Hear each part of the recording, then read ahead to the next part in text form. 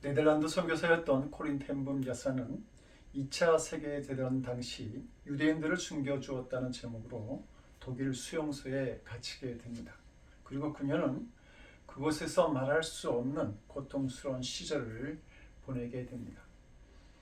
그 후 어느 집회 때에 사람들과 인사를 하는데 섬뜩한 사람이 줄을 서서 자기와 악수하려고 기다리고 있는 것을 보게 됩니다. 그 사람은 수용소에서 자신과 언니의 옷을 벗기고 엄청난 수치스러운 고문을 했던 사람입니다. 그를 본 순간 그녀의 마음속에 치솟아오르는 분노의 감정을 다스릴 수가 없었습니다. 그러나 들려오는 하나님의 말씀은 내가 너희를 사랑한 것 같이 너희도 서로 사랑하라고 하는 말씀이었습니다. 그녀는 하나님, 저 사람은 도저히 용서할 수가 없습니다 라고 말합니다. 그러면 그렇게 할 수 없다고, 도저히 그렇게 할 수 없다고 부르시면 부르짖을수록 하나님의 음성은 더욱 분명하게 크게 들려왔습니다. 마침내 그녀는 그를 끌어안고 용서의 눈물을 흘리게 됩니다. 코린 텐붐 여사는 하나님 말씀 앞에 자기의 생각과 감정을 주장하지 않았습니다. 그녀는 하나님의 말씀을 들었고 순종했던 것이죠. 이 사람이 하나님을 사랑하는 사람이며 끝까지 하나님과 동행할 수 있는 사람입니다. 어느 무명인의 글입니다. 혼자 사는 사람은 알지요. 혼자 사는 일이 얼마나 힘들다는 걸. 혼자 사는 일이 둘이 사는 일보다 더 힘들다는 걸. 둘이 사는 사람은 알지요. 둘이 사는 일이 얼마나 힘들다는 걸. 둘이 사는 일이 혼자 사는 일보다 더 힘들다는 걸. 성도 여러분, 이 시가 이해되십니까? 혼자 사는 것이 힘든 이유는 대화할 상대가 없는 고독 때문입니다. 그러나 둘이 사는 것도 마찬가지로 힘들다고 말합니다. 왜 그럴까요? 두 사람 말이 서로 통할 때는 더없이 좋지만 말이 통하지 않을 때는 차라리 혼자 사는 것이 낫다가 할 정도로 괴롭기 때문입니다. 사람에게 대화를 나누고 소통하는 일은 매우 중요합니다. 건강한 가정은 대화가 잘 되는 가정입니다. 미국의 중류층 가정을 대상으로 당신의 가정이 행복할 수 있고 역기능이 아니라 순기능할 수 있는 가정으로 만드는 가장 중요한 요인이 무엇입니까? 하고 설문조사를 했습니다. 여행이나 놀이 같은 여러 가지 대답이 나왔지만 1위를 한 대답은 대화였습니다. 가족들끼리 자기의 생각과 감정을 솔직하게 나눌 수 있을 때에 가족들은 모두 인정받고 있다는 그런 만족과 함께 행복을 느낀다고 대답했습니다.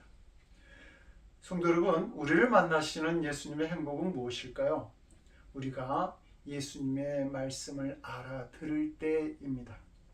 우리는 종종 나의 생각과 뜻이 맞는 사람을 만나면 말이 통한다, 이렇게 표현을 사용하죠. 나를 인정하고 신뢰해 주는 것 같은 기쁨에서 나오는 말들입니다. 마찬가지로 우리가 예수님의 말씀을 잘 알아들으면 예수님은 얼마나 기쁘시겠습니까? 그런 관점에서 오늘 말씀을 보게 되면 본문에 나오시는 예수님은 너무나 불행하신 분이라 말할 수 있습니다. 예수님께서 진리의 말씀을 전하였더니 말씀을 듣던 유대인들이 예수님에 대하여 비난합니다. 유대인들이 예수님을 사마리아인 혹은 귀신 들린 사람이라고 저주를 한 것이죠. 그들이 비난하는 사마리아인들은 유대인들과 적대적인 관계 속에 있었던 사람들입니다. 열왕기하 17장 24절에서 41절을 보게 되면 사마리아인은 이스라엘 원주민과 이방인들 사이에 태어난 혼혈 민족이었습니다.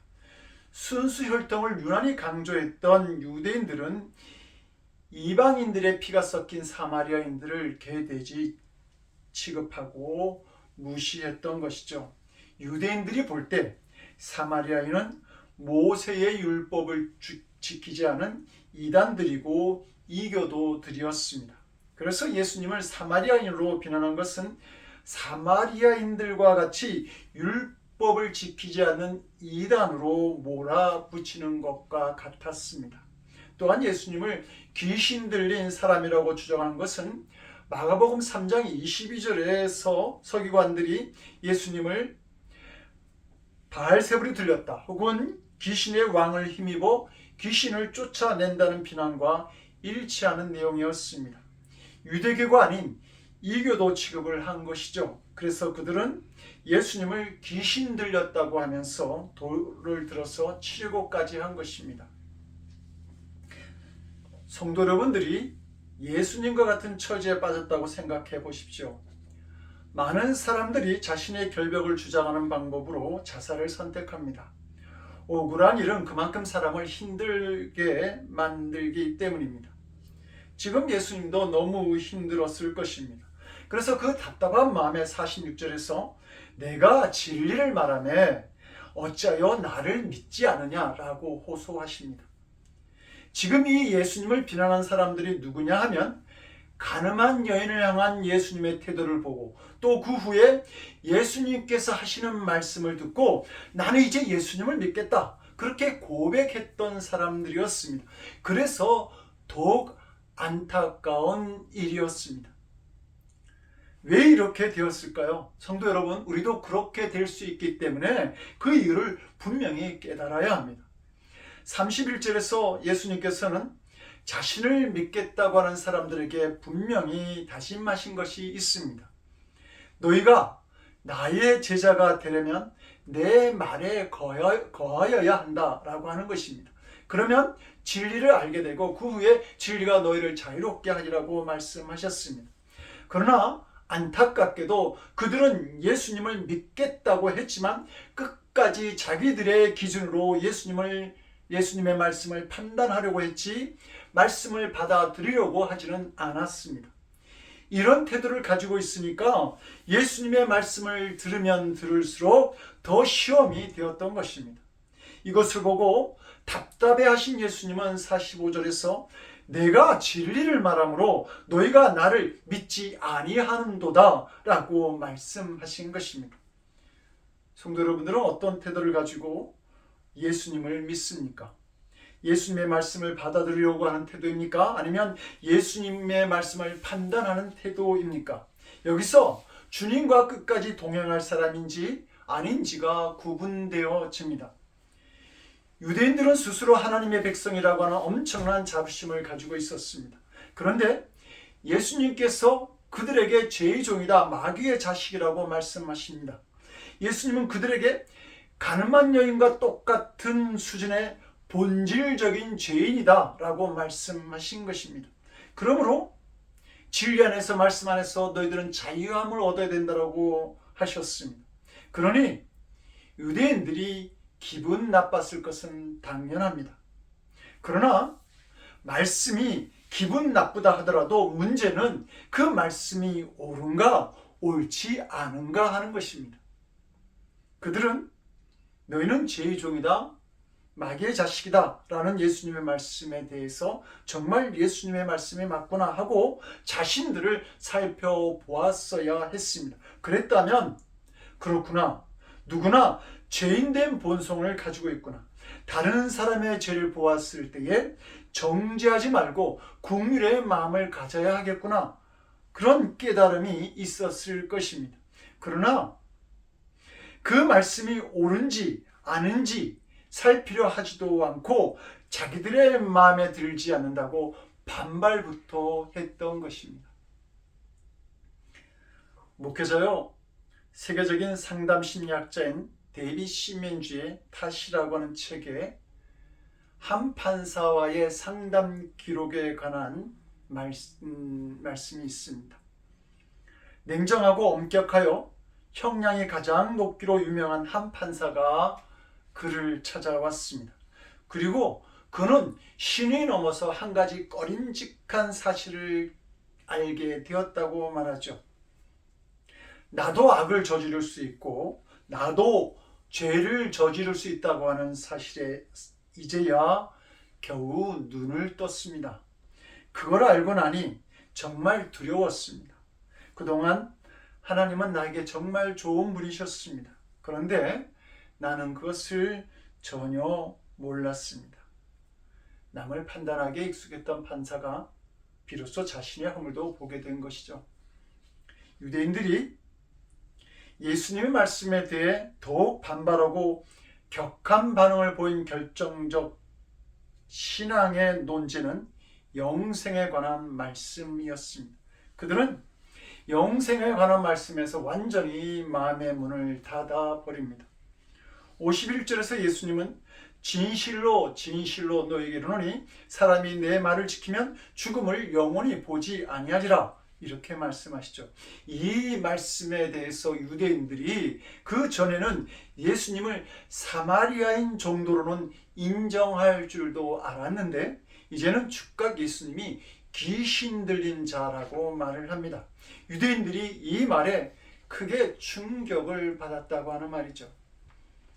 사람이 때가 되면 죽음을 보는 것, 그것은 자연의 이치고 창조의 질서입니다. 스가랴서 1장 5절은 이렇게 말씀합니다. 너희 열조가 어디 있느냐? 선지자들이 영원히 살겠느냐? 무슨 말입니까? 아브라함과 이삭과 야곱과 요셉과 같은 이런 이스라엘의 모든 열조들이 죽었다는 말입니다. 엘리야와 엘리사, 이사와 예레미야 같은 이런 선지자들도 모두 세상을 떠났다고 하는 말입니다. 그래서 유대인들이 이렇게 말하죠. 지금 내가 귀신 들린 줄을 아노라. 아브라함과 선지자들도 죽었거늘 내 말은 사람이 내 말을 지키면 죽음을 영원히 맛보지 아니하리라 하니, 그들은 육신의 죽음만 알았지 영혼의 죽음과 영생에 대하여는 전혀 무지하였던 것입니다. 성도 여러분들은 영생에 관한 예수님의 말씀을 받아들이고 같이 대화할 수 있습니까? 이 말씀을 받아들이지 못하면 여러분도 예수님과 함께 동행할 수 없습니다. 하나님은 우리에게 세 가지 삶을 주셨습니다. 어머니 뱃속과 이 세상의 삶과 그리고 하나님 나라에서의 삶입니다. 지금 우리는 두 가지 삶을 살아왔습니다. 그러나 태아로 있을 때의 기억을 가지고 살아가는 사람은 단 한 사람도 없습니다. 그래도 분명한 것은 어머니 뱃속에 있었던 삶도 바로 나의 시간이고 내 생명이라고 하는 것입니다. 하나님은 우리가 기억하지도 못하는 삶을 주심으로 또 다른 삶이 우리를 기다리고 있음을 가르쳐 주고 있는 것입니다. 예수님은 영생을 믿지 않는 유대인들에게 56절에서 더 충격적인 증언을 하십니다. 너희 조상 아브라함은 나의 때 볼 것을 즐거워하다가 보고 기뻐하였느니라. 지금 예수님이 무슨 말씀을 하시는 겁니까? 신체적으로 누가 더 나이가 많습니까? 아브라함입니까? 예수님입니까? 두말할 필요도 없이 아브라함입니다.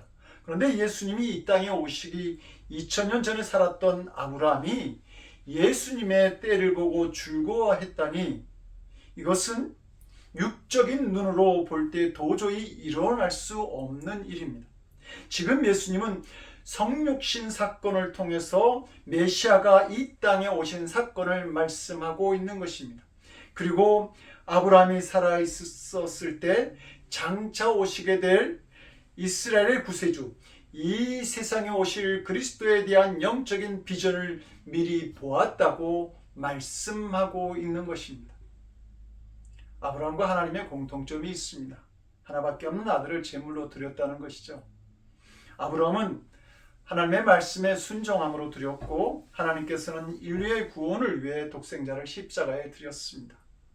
아브라함이 아들 이삭을 모리아 산에서 바칠 때에 하나님은 자신의 심정을 같이 경험하게 된 아브라함에게 이삭을 대신할 제물로 수양을 준비해 주십니다. 그러면서 여호와 이레의 축복을 주시죠.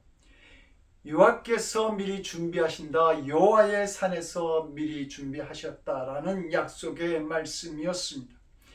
여호와 이레의 가장 큰 축복은 무엇인지요?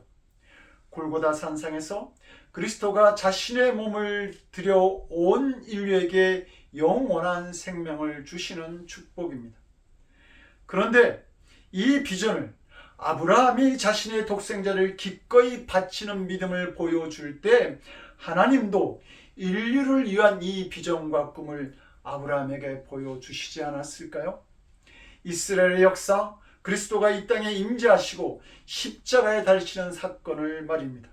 그래서 아브라함이 이삭을 바친 모리아산은 다윗이 회개하였던 오르난의 타작마당이 되었고, 예수님이 십자가에 자신의 몸을 희생제물로 들으셨던 골고다 산상이 되셨던 것입니다. 문제는 이와 같은 영적인 해석을 유대인들은 이해하지 못했습니다. 이것은 예수님께서 아브라함이 보았던 메시아와 동일 인물이라는 것을 유대인들이 믿지 않았기 때문입니다. 그래서 유대인들은 참으로 어처구니 없는 질문을 57절에서 던집니다. 유대인들이 가로되 내가 아직 50도 못 되었는데 아브라함을 보았느냐? 민수기 4장 3절을 보게 되면 레인들이 은퇴하는 나이가 바로 50세였습니다. 그러니까 유대인들은 예수 내가 아직 나이가 젊어서 은퇴할 나이도 아닌데 아브라함을 보았다고 주장하느냐? 내가 제정신이냐? 이것은 정말 미친 이야기다라고 말하고 있는 것입니다. 유대인들은 영적인 문제를 영적으로 들을 수 있는 귀도 열리지 아니하였고, 영적인 문제를 영적인 눈으로 볼 수 있는 눈 역시 열려있지 아니하였던 것입니다. 이들은 아브라함과 하나님의 아들 예수 그리스도를 영적으로 비교한 것이 아니라 육체적으로만 비교하였던 것이죠. 이에 대해서 예수님은 58절에서 놀라운 대답을 하고 계십니다. 예수께서 가라사대 진실로 너희에게 이르노니 아브라함이 나기 전부터 내가 있느니라. 예수님께서 하신 이 말씀에 대해서 요한복음 1장 1절은 태초에 말씀이 계시니라. 이 말씀이 하나님과 함께 계셨으니 이 말씀은 곧 하나님이시니라. 이렇게 증언합니다. 그리고 다시 요한복음 1장 14절에서 말씀이 육신이 되어 우리 가운데 거하심에 우리가 그의 영광을 보니 아버지의 독생자 영광이요 은혜와 진리가 충만하더라 라고 말씀합니다. 예수님은 아브라함이 나기 전부터 계셨습니다. 하나님께서 어제나 오늘이나 내일이나 영원토록 동일하신 하나님이셨던 것처럼 예수님 역시 영원토록 동일하게 계신 분이었습니다. 예수님은 아브라함이나 이삭이나 야곱보다 먼저 계신 영원하신 하나님이셨던 것입니다. 성경은 유대인들은 여기 이르자 예수님을 돌로 치려 하였다고 말합니다. 그러나 지금 우리가 이 말씀을 읽을 때는 아무런 문제도 발견하지 못합니다. 그러므로 우리가 깨닫게 되는 것이 있습니다. 이 유대인들의 문제는 영생에 대해서 몰랐던 것이 아니라 자기가 아는 것이 전부라는 고집이라는 것입니다. 그런 기준으로 예수님의 말씀을 판단하려고 하니까 예수님이 미친 사람으로 보이고 죽이려고 했던 것입니다. 오늘 우리는 너무 쉽게 자기 기준에 맞춰서 말씀을 재단하고 자기 뜻에 맞춰 해석하려고 하지 않습니까? 어느 부분은 하나님의 영역인데도 불구하고 우리의 이성으로 다 해석할 수 있다고 생각하고 또 해석하려고 합니다. 그러나 믿음으로 해석해야 할 말씀이 있습니다. 믿음으로 보아야 하고 받아들이고 아멘 해야 되는 말씀들이 있는 것입니다. 그런 상황도 찾아오게 되는 것이죠. 그런데 우리는 자신의 지식과 경험, 이성으로 이해할 수 있는 것만 받아들이려고 합니다. 물리학에서는 이 세상 모든 것이 원자로 되어 있다고 합니다. 그러나 믿음의 사람들인 우리들은 이 세상의 모든 것이 믿음으로 이루어진 줄로 압니다. 그래서 히브리서 11장 3절은 말하죠. 믿음으로 모든 세계가 하나님의 말씀으로 지어진 줄 우리가 아나니 보이는 것은 나타난 것으로 말미암아 된 것이 아니니라. 노벨 문학상을 받은 인도의 시성 라빈 드라니드 타고르가 보름달이 뜬 밤에 지붕이 달린 작은 나룻배에서 이탈리아의 작곡가 크로체가 쓴 미학 논문을 읽고 있었습니다. 그러면서 생각합니다. 아름다움이란 무엇인가? 어느덧 밤이 깊었고 피곤해진 탁으로는 책을 덮고 잠자리에 들 생각으로 촛불을 껐습니다. 그런데 그 순간 하나의 기적이 일어납니다. 그 작은 촛불이 사라지는 순간 나룻배의 창문으로부터 달빛이 춤추며 들어왔습니다. 달빛이 나룻배 안을 가득히 채우는 것이었습니다. 그 순간 탁으로는 침묵에 빠졌습니다. 그것은 놀랍고 신성한 경험이었습니다. 그는 밖으로 걸어나가서 뱃잔에 섭니다. 고요한 밤, 고요한 숲에 떠오른다는 너무도 아름답고 강물 역시 숨을 죽이고 천천히 흘러갔습니다. 탁오르는 그낮밤 일기에 이렇게 썼습니다. 아름다움이 나를 온통 둘러싸고 있었다. 그럼에도 불구하고 나는 그것을 외면한 채 아름다움에 대한 책에 파묻혀 있었다. 아름다움은 책 속에 있는 것이 아니라 세상 속에 있었다. 내가 켜놓은 작은 촛불이 그 아름다움을 가로막고 있었다. 촛불의 연약한 빛 때문에 달빛이 안으로 들어올 수가 없었던 것이다. 성도 여러분, 우리가 이런 오류를 범하고 살아가고 있습니다. 자신의 촛불로 달빛을 가리는 어리석은 말입니다. 우리가 예수님께 돌을 들지는 않았다 할지라도 주님의 말씀을 듣고도 우리 형편에 따라 한다 못한다 판단하고 불순종하며 살아갑니다. 그러다 보니까 놀라우신 주님의 말씀을 체험하지 못하고 그 은총의 풍성함을 누리지 못하고 신앙생활을 하고 있는 것입니다. 성도 여러분, 자기가 듣고 싶은 말씀만 들으려 하는 사람은 이 유대인들처럼 결국 예수님과 갈라지게 됩니다. 문제는 내 귀에 좋게 들리냐가 아니고 그것이 정말 진리인가 하는 것입니다. 우리는 좋은 말씀을 들으러 온 것이 아니라 들어야 할 말씀을 들으러 이곳에 온 것입니다. 예수님은 47절에서 이렇게 말씀합니다. 하나님께 속한 자는 하나님의 말씀을 듣나니 너희가 듣지 아니하면 하나님께 속하지 아니하였음이니라. 하나님께 소속되었음을 어떻게 알 수 있습니까? 하나님의 말씀을 듣느냐 아니냐로 알 수 있습니다. 하나님을 사랑하는 사람은 그분의 말씀을 듣습니다. 그 말씀이 듣기 힘든 심판이나 회개, 영생에 관한 어려운 말씀일지라도 결국 주님의 말씀을 따라갑니다. 그러나 하나님의 사람이 아닌 사람은 하나님의 말씀을 들으면 마음이 뒤숭숭해집니다. 주님의 말씀을 따라가는 이 길이 때로는 잘 이해가 안 되고 힘들고 어려운 길일지라도 이 길을 끝까지 주님과 함께 가고 주님을 따르는 삶이 되시기를 원합니다. 그러려면 주님의 말씀에 굳게 서서 주님을 바라볼 수 있어야 합니다. 자신의 생각이나 지식, 바람이나 기대를 가지고 예수님께로 나가면 결코 주님과 끝까지 동행하지 못하게 됩니다. 가룟 유다처럼 되고 맙니다. 베드로처럼 넘어질 수 있습니다. 빌리 그레이엄 목사님과 사역을 같이 하던 킴 믹스라고 하는 여인이 있었습니다. 킴 믹스는 한국 전쟁 때 실명을 했고 고아원에서 자라났습니다. 어떤 미군 중사의 도움으로 미국에 건너가 인디애나 주립대학에서 공부하고 또 오스트리아에서 성악 수업을 하면서 훌륭한 성악가가 되었습니다. 그녀가 예수님을 믿은 후 놀라운 간증을 갖게 되면서 빌리 그레이엄 목사님과 함께 집회를 할 때마다 간증을 하게 됩니다. 그녀는 이렇게 말하죠. 사람들이 장님이 나를 인도할 때 저 100m 전방에 뭐가 있다 말하지 않습니다. 단지 앞에 물이 있으니 건너뛰라고 말하고 층계가 있으니 발을 올려놓으라고 말합니다. 나를 인도하시는 분을 내가 믿고 그분의 말에 따라 한 걸음씩 걸음을 옮기기만 하면 나를 인도하시는 분이 성실할 때 나는 내가 가고자 하는 목적지에 꼭 도달합니다. 하나님이 우리를 인도하시는 방법도 이와 같습니다. 우리는 10년 후를 알지 못합니다. 20년 후도 알지 못합니다. 또 알고자 하지도 않습니다.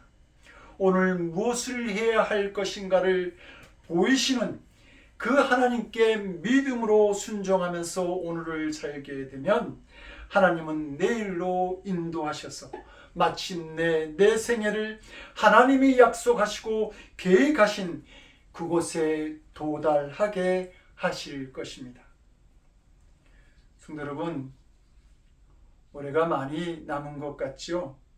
그런데 벌써 15일이 가고 365일 중에 350일밖에 남지 않았습니다.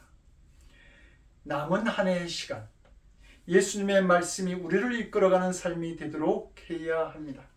그 어느 것도 예수님의 말씀과 인도하심에 방해가 되지 않게 해야 합니다. 그러면 우리는 말씀의 역사, 진리의 역사를 통하여 예수님을 체험하게 될 것입니다. 혹 말씀을 판단하고 불순종했던 것이 깨달아지면 이 시간 회개합시다. 그리고 말씀이 역사하는 삶을 위해 기도하시기 바랍니다. 기도하겠습니다. 나의 목자 되신 주님, 주님의 음성을 따라가고 주님의 인도하심을 기뻐하는 우리들이 되게 하여 주시옵소서.